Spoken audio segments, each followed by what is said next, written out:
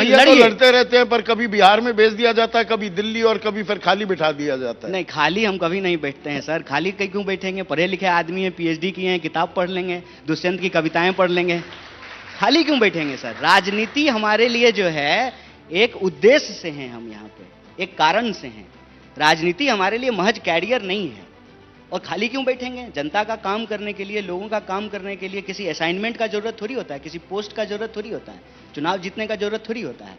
एक बात बताइए, पूर्वांचली इतना बड़ा मुद्दा बना, 30% से ज्यादा पूर्वांचली लोग हैं, आप खुद पूर्वांचली, उसका अपमान सम्मान की बात हो रही है, चेहरा कन्हैया को बना देते बेहतर नहीं होता कांग्रेस के लिए? नहीं सर, ये कोई बात नहीं है। देखिए, पूर्वांचली दिल्ली के एक महत्वपूर्ण भाग हैं। पूर्वांचलियों के साथ अन्याय होता है, वो अन्याय रुकना चाहिए, उनको भी जो बराबर का सम्मान मिलना चाहिए, ठीक बात है। लेकिन सिर्फ पूर्वांचली नहीं रहते हैं दिल्ली में भाई। दिल्ली सबकी है, दिल्ली हम सबकी है। दिल्ली में तमाम क्षेत्र के लोग रहते हैं, तमाम इलाके के लोग रहते हैं। देखिए, यही दिक्कत है, हम जब बाइनरी बनाने लगते हैं ना, उससे लोकतंत्र का नुकसान होता है। पूर्वांचलियों का भी सम्मान हो, पंजाबियों का भी सम्मान हो, हरियाणवियों का भी सम्मान हो, जाट का भी सम्मान हो, गुजर का भी सम्मान हो, दलित का भी सम्मान हो, ब्राह्मण का भी सम्मान हो। देश तो ऐसा हो, उसका ऐसा निर्माण हो कि किसी के साथ कोई अपमान नहीं हो। हमको इस विचार पे चलना चाहिए। किसी महिला को हिरणी कहा जाए, किसी के गालों का जिक्र किया जाए, किसी ने बाप बदल लिया, ये शब्द जब इस्तेमाल होते हैं तो ये राजनीति किस तरफ जा रही है?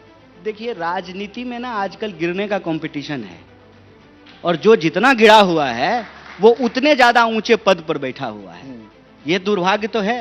काम को इनाम ना मिले, गाली को इनाम जरूर मिल रहा है।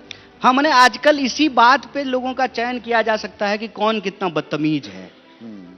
आप भी अक्सर देखते होंगे कि स्पोक्स पर्सन उसको अच्छा मानते हैं जो बदतमीजी कर सके। हाँ हाँ, नीचे आग लगे, तू मैं हो, तू उस विंडो बनाकर और बैठ जाओ आराम से, हाथ पर हाथ धरकर होने दो। और वहां और पर एंकर भी अच्छा वही हो जो मुलेठी खा करके आए और इतना गला फाड़ करके चिल्लाए कि बिना माइक के आवाज भी स्टूडियो से बाहर चला जाए। तो ये पैमाना तो है बना हुआ, ये तो हकीकत है। सवाल यह है कि इससे देश को आगे कैसे बढ़ाया जाए। पर इस आक्रामक अंदाज ने के जरिए आपने भी बहुत अपने समर्थक बटोरे हैं, बहुत तालियां बटोरी हैं, जिसको अभी आप गरिया रहे हैं। नहीं नहीं नहीं, देखिए, आक्रामकता अगर बिना विचार के है, विचारहीन है, तो वो आक्रामकता नहीं है, उसको उदंडता कह लीजिए आप।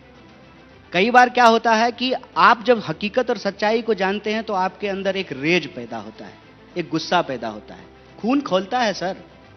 जब ये देखते हैं कि एक तरफ सरकार कह रही है कि 5 ट्रिलियन की इकोनॉमी बना दिए हैं, और दूसरी तरफ 80 करोड़ लोगों को 5 किलो अनाज देने का पोस्टर लगाती है, तो पोस्टर को देख करके गुस्सा आता है। उस पोस्टर को देख करके गुस्सा आता है कि बड़ा बड़ा जो है भाषण देते हैं धर्म, संस्कृति, देश और राष्ट्र के ऊपर, और अपना बच्चा जब बड़ा होता है उसको पढ़ने के लिए इंग्लैंड भेज देते हैं, ऑक्सफोर्ड में, तो गुस्सा आता है। गुस्सा आता है कि इस देश के पढ़े लिखे जो 4.5 लाख इंजीनियर हर साल पैदा होते हैं, 1 लाख लोगों को भी नौकरी नहीं मिलती है, तो गुस्सा आता है। गुस्सा आता है कि इस देश का एक किसान जो है 60 दिन से ज्यादा भूख हड़ताल पे जो है दिल्ली की सीमा पे बैठा हुआ है, तो गुस्सा आता है। नाम भी नहीं पता होगा लोगों को। किसान का दूध दिल्ली आ सकता है। जगजीत सिंह डल्लेवाल, उन्होंने पूरी अपनी संपत्ति भी दान कर दी। हाँ। वो वहां बैठे हुए हैं, उनको कैंसर भी है, और वो 60 दिन तक आमरण अनशन पर बैठे हैं, और मीडिया में जिक्र नाम की चीज भी नहीं है। नहीं, यही मैं कह रहा हूं कि गुस्सा आता है। कौन नौजवान चाहेगा सर?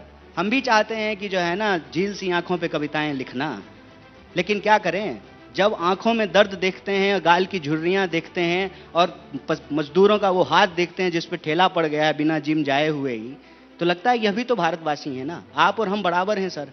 आप एंकर हैं, हम स्पीकर हैं, लेकिन हमारा और आपका वोट बराबर है। हम दोनों मंच पे बैठे हुए तो ज़्यादा काबिल नहीं है। हमारा वोट भी एक ही है, और ये सामने जो बैठे लोग हैं इनका वोट भी एक ही है। देश का निर्माण तो इस तरीके से किया गया था ना, संविधान की व्यवस्था तो इस तरीके से कायम की। तो इन बातों पर गुस्सा आता है, पर जब आस्था का भी अपमान किया जाता है, आस्था बड़ी निजी होती है, पर यह कह देना कि भाई संगम में डुबकी लगाने से गरीबी दूर नहीं होगी, आस्था पर भी प्रहार कर बैठते हैं। आस्था पे उन्होंने प्रहार नहीं किया। मल्लिकार्जुन खड़गे की बात कर रहा हूं मैं। अध्यक्ष जी को रेफर कर रहे हैं, उन्होंने आस्था पे प्रहार नहीं किया। आप पूरे स्टेटमेंट को सुनिए। उन्होंने कहा कि हम किसी के भी आस्था पर कोई प्रहार नहीं कर रहे हैं, हम सबके आस्था का सम्मान कर रहे हैं। लेकिन तर्कपूर्ण होना इस देश में गुनाह कैसे हो गया सर?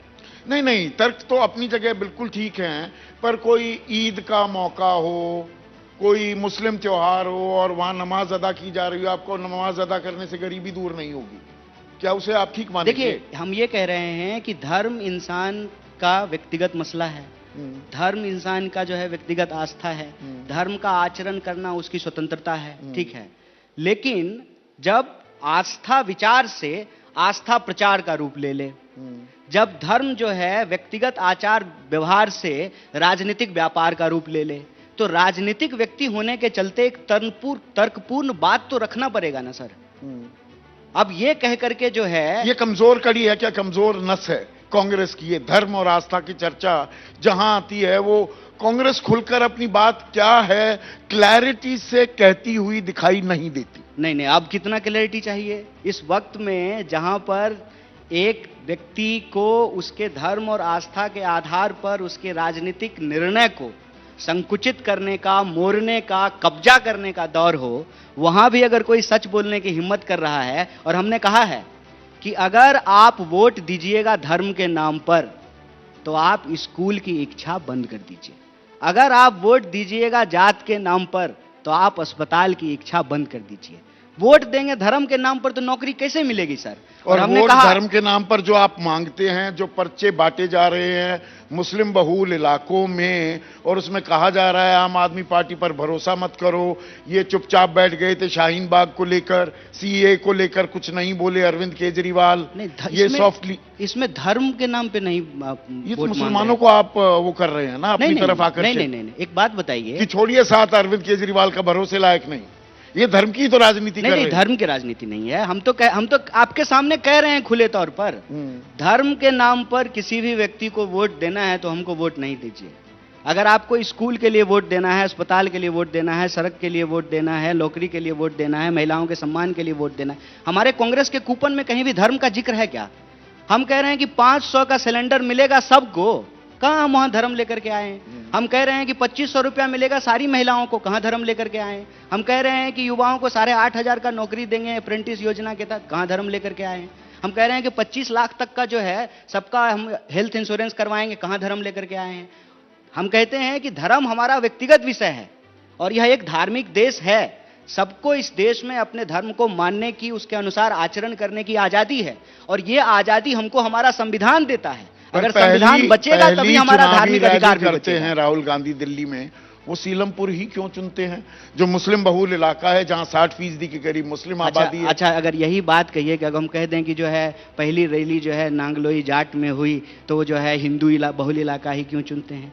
ये तो देखिए सर, आप खूबसूरत लग रहे हैं ना, तो सिर्फ आपकी खूबसूरती नहीं है, मेरी आंखों की भी खूबसूरती एक हम आपको खूबसूरत रूप से देख पा रहे हैं। तो आप देखिए कि सर आपका चश्मा ठीक से देख पा रहा है ना, क्योंकि यह बात तो पलट करके बोली जा सकती है ना कि आप हिंदू बहुल इलाके में ही क्यों कर रहे हैं, क्यों हम हिंदू मुसलमान कर रहे हैं?